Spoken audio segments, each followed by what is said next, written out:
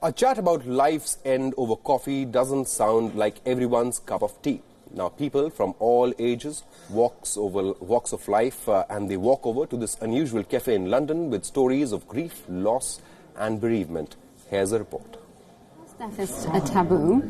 We don't talk about it. We don't plan for it. So when it happens, we're so bewildered. We don't have the language to talk about it. It's a complete shock. I have been doing death cafes for 5 years. I have done many. I've spoken to hundreds of people. And I've never had the same conversation. How many words can you take to say, has died, is dead?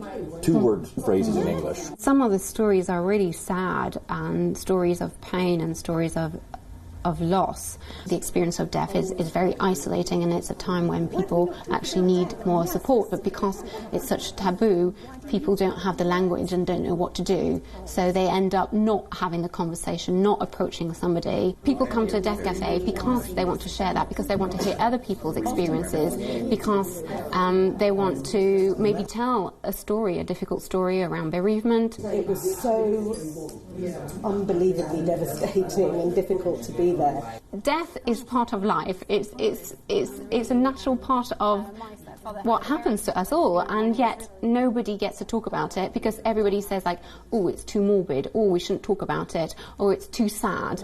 And actually what we have in our death cafes is that we have a lot of laughter, and that always surprises people.